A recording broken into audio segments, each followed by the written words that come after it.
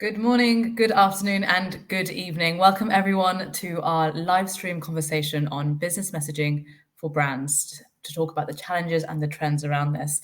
So my name is Zara Chaudhry. I'm from the GSMA, and I'm really excited to be hosting what is going to be a very global conversation on this really critical topic.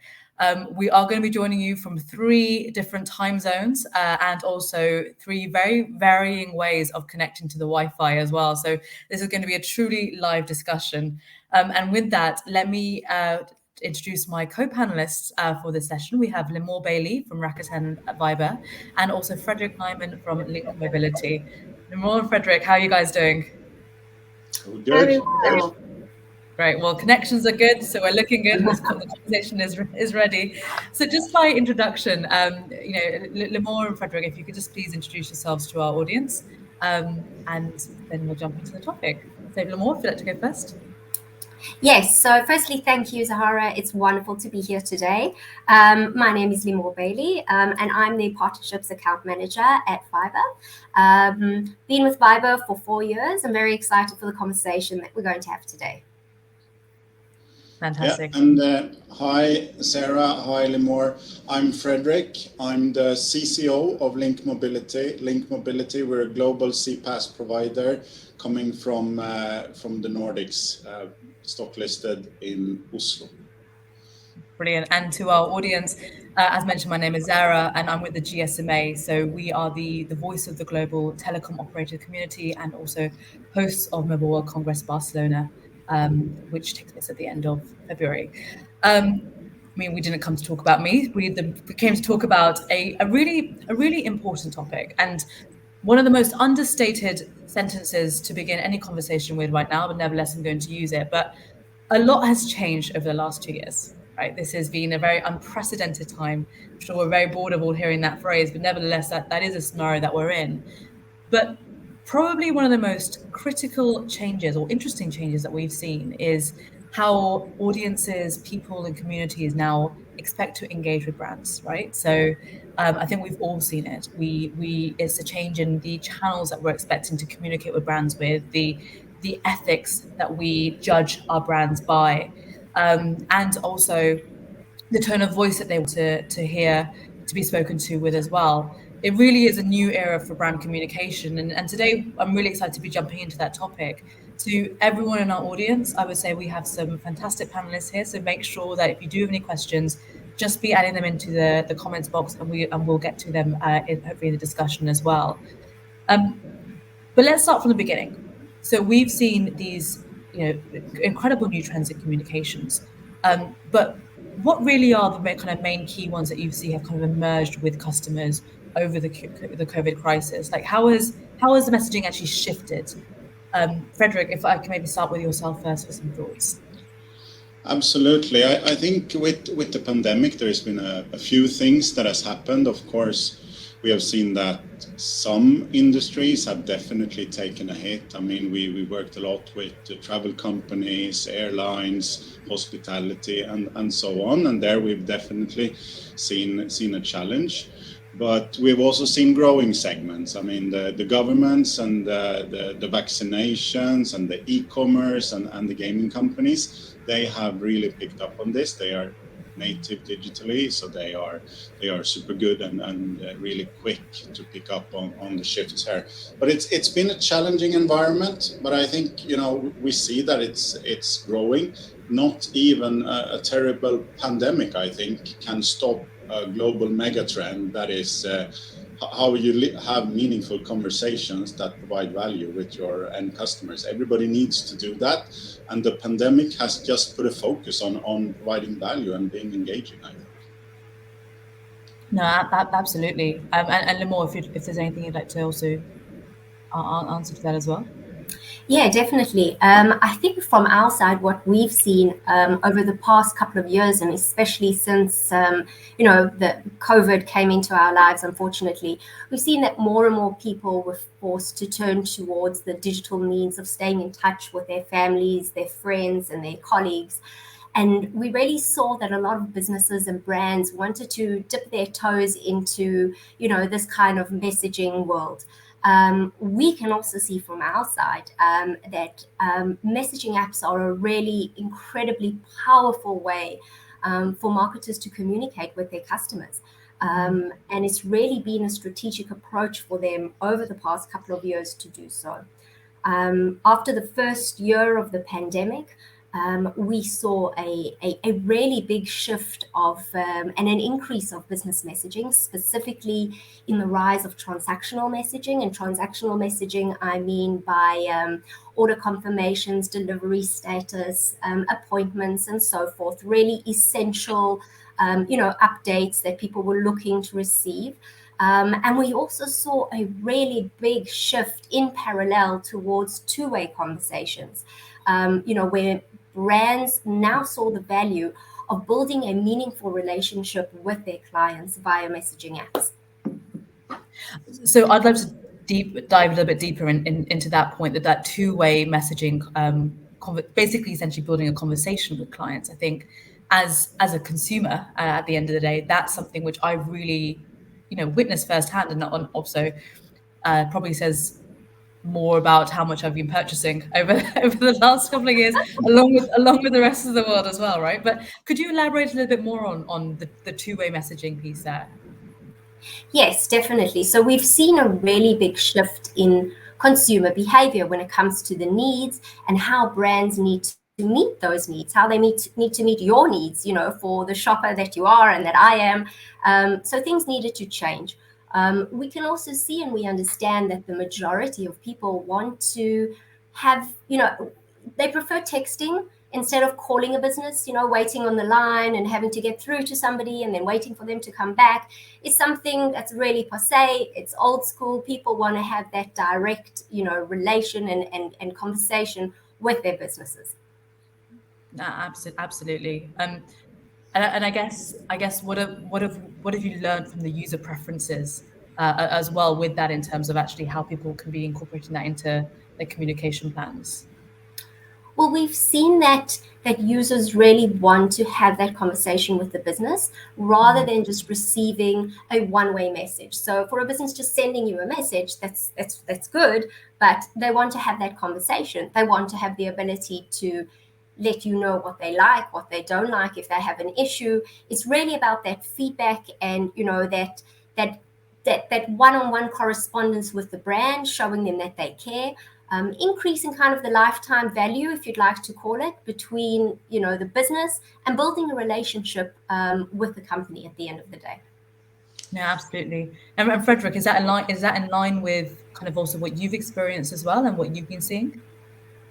Absolutely. I think the demand now is on a business to have real conversations with their end customers, and we definitely see this being driven by both the big digital native companies and also the small mom and pop shops, because they are doing this on their phone or they are using it on a simple GUI. And then we see now that this is seeping into the mid-market, so to speak, between those tech giants and the smaller companies. But you definitely have to be there. I think that's critical. There's two ways to be there. Either you listen and you are available on those channels, or you start to communicate on the channels and you see where your customers are picking up on these messages. I think that's you have to start and you have to try with this, and definitely you need to start having conversations and being able to listen. So I want to pick up on a phrase that you just used there, real conversations. And I think that's a really interesting one. It's a really interesting phrase in a very digital first space. So when you say real conversations, what do you mean? If you can give us and our audience an example of that. Yeah, I think real conversations, that means that you need to be present where your customer is, and you need to be able to answer questions. So any questions related to your company, you need to be able to answer. That means in a support phase or in a if you get a question based on a promotional activity, or if you get feedback based on a transactional use case. So I think one of the examples that I like to use and where we have seen this has been in use now for quite a few years, is that you're getting a package delivery. You should be able to do something with that. It shouldn't be simple one-way communication, and I think that this has shifted now during the last 5 years. So that's been good, and that's going to come into more and more use cases and more and more customer dialogues. You need to be able to hear back and provide an intelligent answer based on what your customer is saying. Absolutely. And Limor, from your side, when we're talking about real conversations, I guess, what kind of examples of that have you seen where that's really being used to its optimized? So on our side, we understand the demand that brands are, constantly are looking for that deeper relationship with their clients and vice versa. And at Viber, we are developing and rolling out new features. So, for example, we can talk about the photo and the video files, where a user can easily send a photo and a video. We can take an example of say you've bought a table from a furniture store, we won't mention any names, and you have to assemble this at home. It's happened to me on many occasions, but the assembly is incorrect. And you'd like to, you need to speak to somebody to understand if you received all the tools or if the table has been set up properly. And it's much easier to send the business a video or a picture and have that, direct communication with the business to see what the issue is and to help you sort it out quite instantaneously. A second feature that is really popular is the fact that brands can also send videos to their users. And this is really something that is extremely encouraging and creative and can really allow the brands to fully utilize all of their content. We have file sharing, so important information such as receipts or booking confirmations, etc. When a person is maybe even making a room reservation in a hotel, and he can get the confirmation directly into his messaging app. Pin to top, important business messages. This is something that, I also used very recently when I traveled. You receive your PCR test results. Unfortunately, today we live in this world, and when you're flying in the airport, you have to be able to show this when you get to certain areas in the airport. And instead of having to look through different folders and files in your phone, it's really easy to pin it to the top of the message and to easily show it to who it needs to be. Also, the fact that users can reply specifically to messages inside a conversation. A lot of times people are having long conversations, with the business. They might have forgotten about why they contacted the business, or there's something very specific. You're able to really go back to that specific message and really, discuss what needs to be discussed. But in general, I think all of these features and all of these developments really should make for a simpler communication flow between the user and the brand, and help the users really chat with their brands the way they would chat with their friends. The way that I would chat with you or with my family. I like sending pictures, I like sending videos. It just needs to be more natural and more intuitive. I think that's the really interesting piece here as well, right? Because I think it's exactly what you mean in terms of the conversation parts. It's the speed of that conversation rather than getting lost in emails. It's the being able to add multimedia to something, like just take a snapshot and whatnot. And it's just, I think a lot of it does come down to exactly what you said, the speed of what a natural conversation would look like. And as someone who's also had to work with a number of different brands for missing parts or wrong sizes or incorrect things, actually it really actually helps the transaction process, because when you can have a customer service experience like that, I as a consumer are much more likely to actually be able to go back, because I know that actually there's a voice that you're interacting with rather than just being an order number. And on that point, I think, so what I'm taking here is obviously the conversational piece here is critical. And you both talked about examples of customer support, receiving feedback, and more. But I'm just thinking about other use cases that maybe we can kind of discuss and showcase to our audience. So maybe how else have businesses and companies achieved essentially their kind of KPIs and their goals with these messaging opportunities? Fredrik, I don't know if there's examples that you can maybe kind of go into and share. Yeah, definitely. I think so. We at Link, we see three super use cases that definitely our customers are using us for. Basically, the first one we talked about is the customer support one. It's being asked a question and being able to reply, and I wholeheartedly agree with Limor here. This is about providing conversation. This is about providing value, and then you need to be able to use all the medias that you would in a personal communication. This is how you provide value to someone. But then, of course, we have the transactional use case, the one I mentioned. There, you're also expecting conversation nowadays, and I think in a support case, the one with Limor talked about, there you need to be able to provide AI, or you need to have a live agent, because the demands are quite high in that use case. In the transactional use case, I think you're able to use chatbots much more efficiently. This is about providing structured feedback. You're going to be changing your times, or you're going to be asking for the OTP on a different channel or something like that. That's where you will be able to structure this in a much more intuitive way and still provide value to the end customer, I think. And then, of course, from where I'm coming, Link Mobility, we have to a large extent been for 15 years doing promotional traffic on the mobile device. And for me, that's the third use case that we're talking about here. So promotional traffic, you want to get a customer to buy something. I think if you do the first two use cases really well, then you will have a natural opportunity here to proficiently use promotional messaging and talk to your customers and be able to provide a very personalized view. One of our CRM partners that we are working with says, a segment, that's one customer. That's a segment. We don't do bigger segments than that. Everything needs to be hyper personalized. And I think that's a valuable thing to take with us, because when I chat with my friends, it's one-to-one.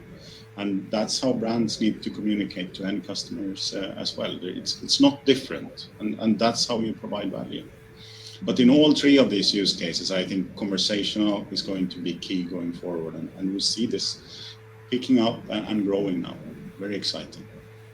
No, brilliant. And to grow on that, I mean, Limor over at Viber, have you seen any of that difference coming through between the general promotional messaging and that's which hyper personalized as well? Is that a similar experience for you? Yes, we have, definitely. It obviously changes and it varies between markets. There's differences in open and click rates when you analyze the results of, various marketing campaigns. But it's very different when you're looking at your kind of bulk messaging that you send out and hoping that it will resonate with your audience, kind of the spray and pray marketing. You just send it out and you hope somebody out there might enjoy the message that you've sent and react to it. Or you can use a messaging app that is connected to a CRM system that can target a specific audience.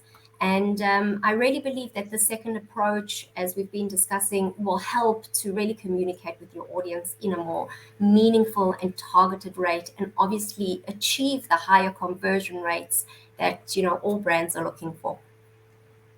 Absolutely. I have to say, spray and pray campaigns. That reminds me of my early days when I first started out my marketing career. I haven't heard that phrase in a while, but definitely the polar opposite of kind of what this conversation is about, and actually also how you said how brand conversations with customers are going and should be going as well. So just a reminder to our audience, we're getting some questions through, which is brilliant, but do post some questions if you've got anything. Obviously, we've got some some great experience here on the panel to kind of help you through that. But let's start kind of going through some of these audience questions. I think they're quite interesting, and we can get into some of the meat of this. So I can see one here actually, Limor, this one's to yourself. How can users and businesses be sure that the data included in message contents are safe inside Viber? So interesting one. Security obviously is a big chunky topic these days. Do you have any comments on that? Yes, so firstly, security for Viber and us is like the golden standard. Obviously, this is really very much part of our DNA. All of our features that we create, very much we have this, in the back of our minds every time that we do create a new feature. And it's extremely important for us, that security is number one representation for all of our clients, end users, as well as businesses. It's very important that we give assurances also to our customers and our users. We have, first of all, end-to-end encryption, which I think is something that goes without saying. And it means that all messages are encrypted, essentially. So if, for example, a message might be hacked along the way, they won't be able to be read, because end-to-end encryption primarily applies to private group and chats between individuals, and this is also carried out in the business messaging between a business and the end user. So end-to-end encryption is obviously key. We obviously don't store any messages on our servers, and I think this is really important. When we have a look at, for example, if you send out an email, that's something that unfortunately could be stored on providers' servers, and chances are that your email provider will allow other companies to read your emails and then serve you with targeted ads and so forth. But a trustworthy messaging app absolutely does not store any of the messages on their servers. And then we also have the HTTP protocol, which is a secure connection between the partners protocol and the system used by the messaging apps.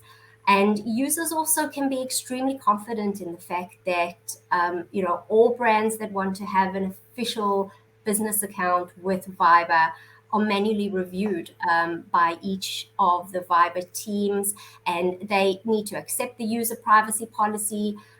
To communicate with the user via Messenger, we have a verified business profile that has a blue tick, which is a sign of authenticity.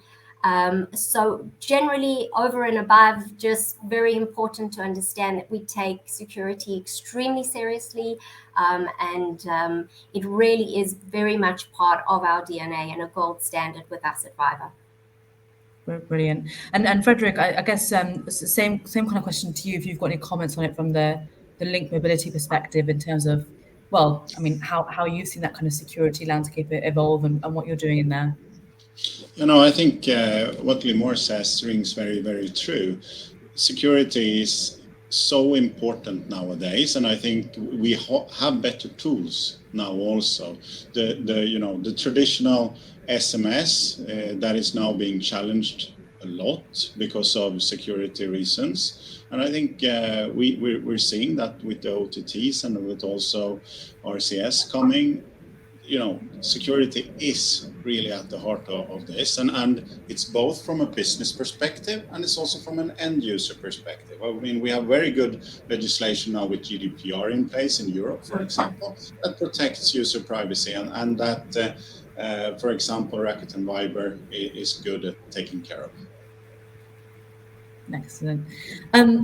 So, I mean, we've talked about how obviously over the last 5 years, the innovation that we've seen is incredible. I guess everyone is always really interested to find out is what next, right? And I think it would be great to get your perspectives on what do we see the future of messaging apps being? What is that next step in innovation like? What's this landscape going to look like in 5, 10 years? Can that be predicted? I guess is a kind of a key question. So Limor, from a Viber perspective, do you have any ideas that you can kind of share with the audience and where you're going? Yeah, well, we're always thinking about the future. So I think this is really a great question. For us, I mean, we obviously always looking at the movement, and we're looking and we're speaking with our clients, and we want to understand, what their vision is. But what we can really see is that currently many users are only utilizing about 1 to 3 of their apps. I know for myself, I have a million apps on my phone, and I really use, I think, one or two of them for the majority of the day. So people are looking really for, one app, one gateway where, they can provide everything with inside this one app. We can call it kind of like a super app or a meta app, if you want to call it that way. And we want to be able to provide brands the ability and more opportunities to interact with their customers, in a native environment, in this kind of super app. We're looking on developing new features on constantly, and our goal is to ensure the users the opportunity not only to text and to call through Viber, but also to receive up-to-date information about anything. For example, their courier packages or their taxi or food or whatever it may be that they've ordered, to pay for these services, and to communicate with their favorite brands all through this one meta app, to simplify everything, if I can put it in that way. Payments in mobile apps is something that we're also looking to do, to communicate with your friends and your teammates, and to cope with the daily routine, utilities, payments, peer-to-peer, money transfers, food, shopping, enabling these payments on Viber, and to establish really a framework for a single gateway, as I mentioned previously, for users to just have, a very fast and personalized and obviously a very, very secure way of, enjoying this experience, on one meta app. That's really the vision, I believe, of where we want to go looking forward. And I can totally buy into that. It reminds me of a conversation I had with a tech guy. And the analogy he used for the mobile home screen is that essentially, if you imagine that each app is a room, you have to keep going. If you visited a house, you'd have to keep going into a room. You'd have to come out of it again to go into another room to do something else. And actually, if you think about it in that sense, it's a very friction-full process. And so the idea of just one gateway where actually you've got everything to hand actually feels much more in line with the kind of lifestyle I guess we're all kind of working towards anyway, right? In terms of the speed and ease of it. Building on that, because you mentioned in terms of getting new brands involved and how companies get started. I guess, Fredrik, my question to you is what is your advice to a company who actually wants to get started in all of this? So where do they start? I think they start by listening to, thank you for that question, I should say, Sarah. I think they start by listening to their customer, and I think they start by trying to understand their customer.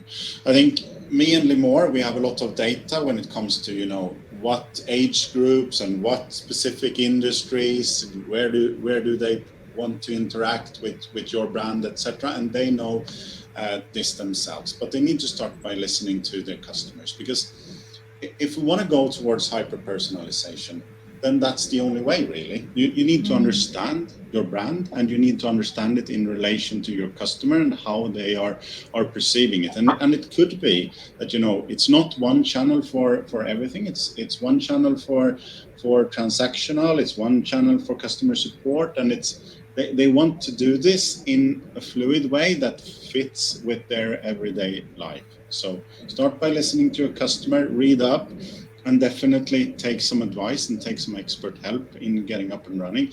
It's not as complicated as it might feel in today's media landscape. I think it's much easier. And if you start with trial and error, then you will find your way. All brands need to become digital, and it's the way it is right now. No, absolutely. And if we could just jump a little bit more into one of those details points that you mentioned, and when we're looking at, I guess, building out more of that kind of conversational commerce and adding more value to that piece, like what is still needed there? Like how do we actually get there for the brand?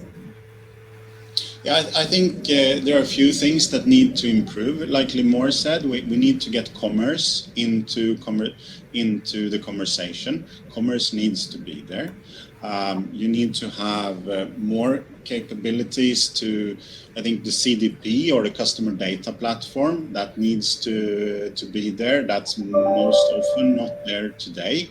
when you do this kind of communication. So really what we have been talking about the last 30 minutes, that's my projection of the next 5 years, that is going to go mainstream. We're going to be able to add artificial intelligence into this, because not everybody will be able to have live agents today. I think for most companies and for most use cases, live agents is still probably the way to go, unless you're one of these multi-billion tech giants in the world. That's just a matter of fact that you need to have live agents today. But we will see this becoming mainstream, and I think that's it's a good thing. No, brilliant. No, I completely in line with, and I think actually that's a sentiment that all of our users and our audience and any brand and consumer it can really kind of see as as the goal to strive towards. So this has been really good. So we've talked about a couple of things. We've talked about security. We've talked about getting involved. We've talked about the end goal. I guess to kind of wrap it up in terms of what we've seen from a conclusion perspective, it's that the shift is significant in in how businesses conversing.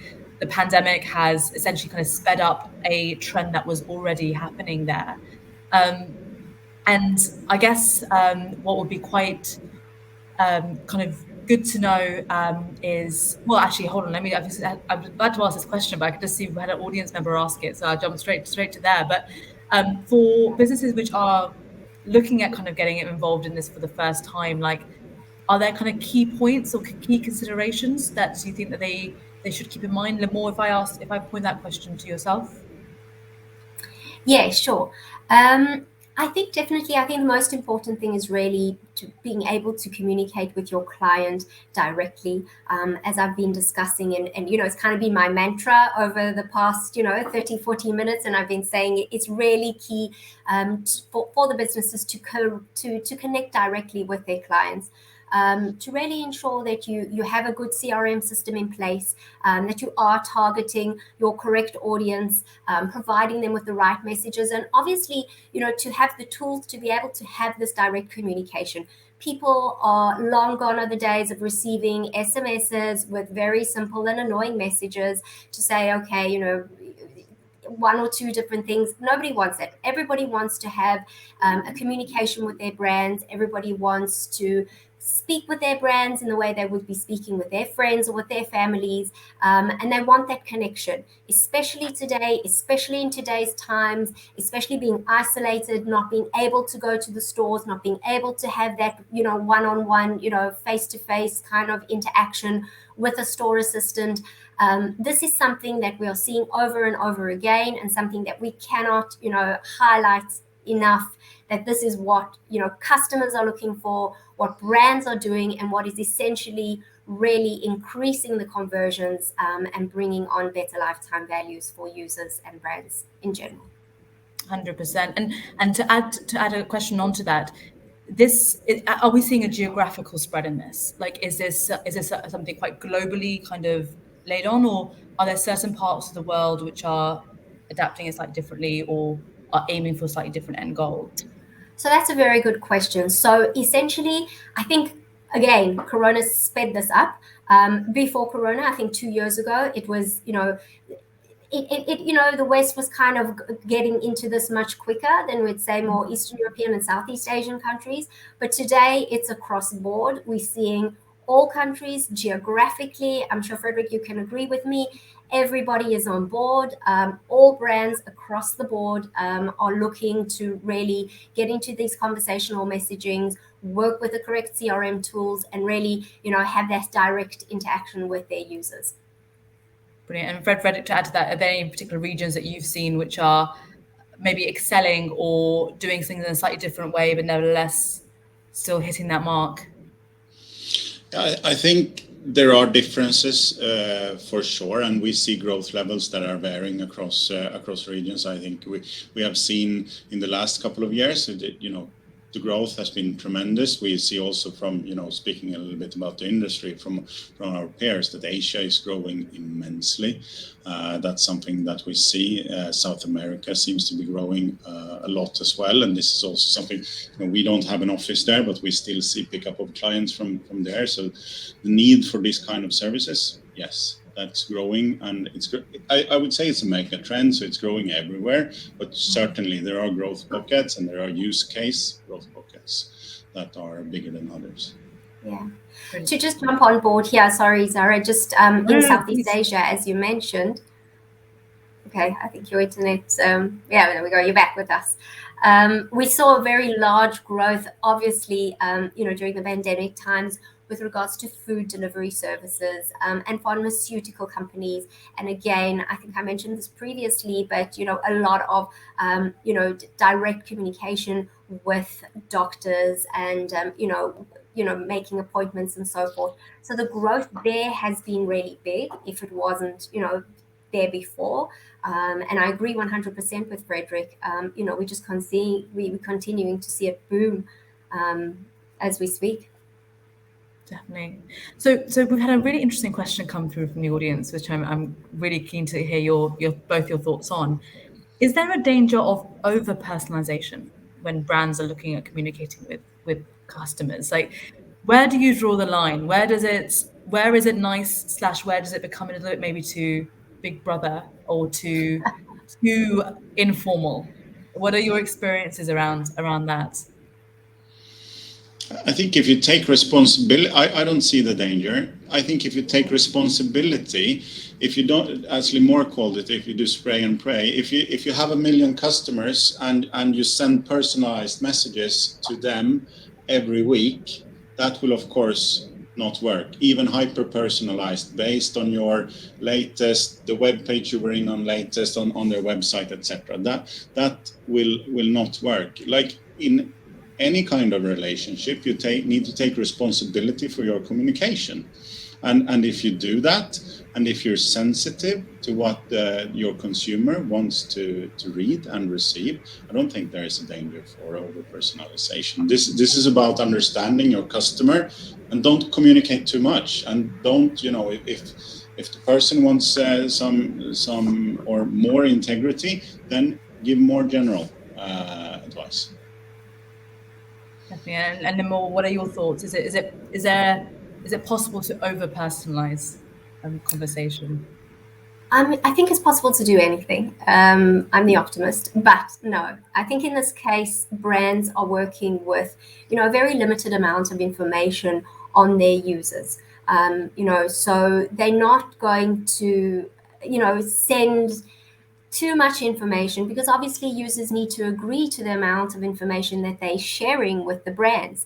And the brands obviously have to be, wary and respect that, as Fredrik said, and obviously send the relevant amount of information weekly, bi-weekly, kind of spamming users with information that is irrelevant to them, that just defeats their entire purpose. So I think it's really in the brand's best interest to send out relevant messaging according to the behavior with the information that they've obviously collected from the users. But again, the users don't really submit, a huge amount of that information. So I believe it should be limited.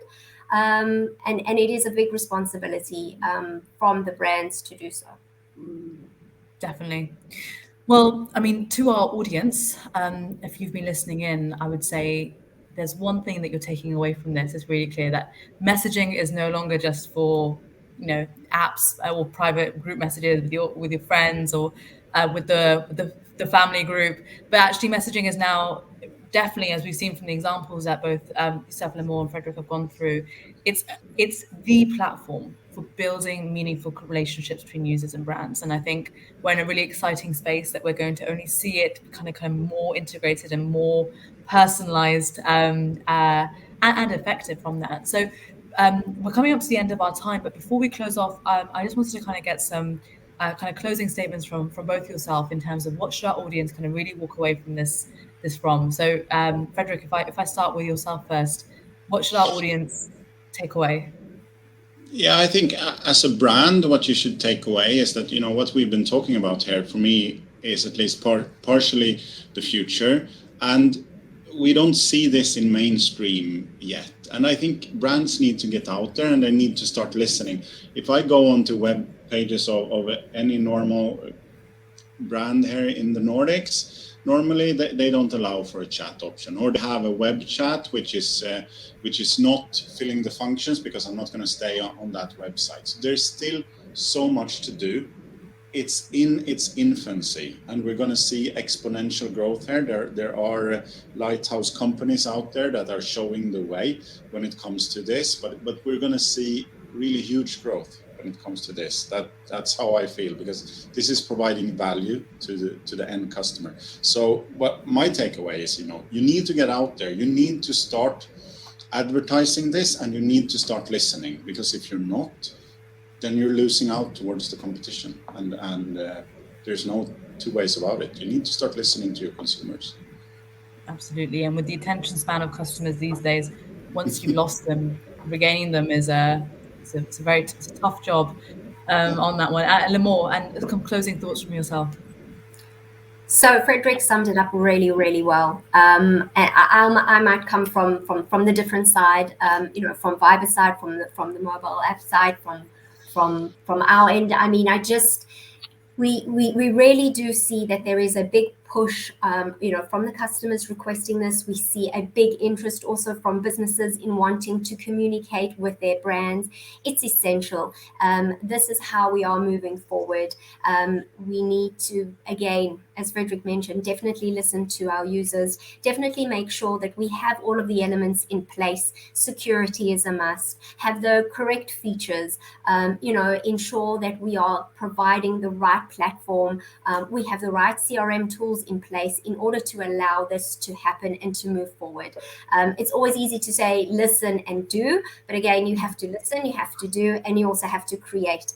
And you have to be very thoughtful in that process, in making sure that features and products are really created in the correct way, so audiences will feel safe in doing so and communicating and ensuring the longevity of every product.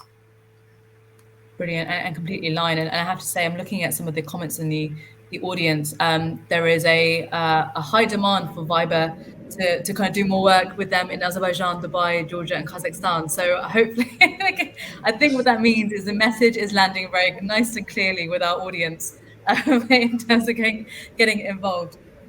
So we're going to pull up a slide at the moment, just for anyone who would like more information on actually how you can get involved and work with these two incredible brands.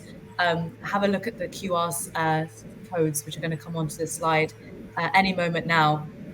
Give them a scan, and then that'll be an opportunity of finding out some more information on that. But unfortunately, we are coming up to the end of our time that we've had today, but this has been an absolutely fantastic opportunity to talk about this topic with you both.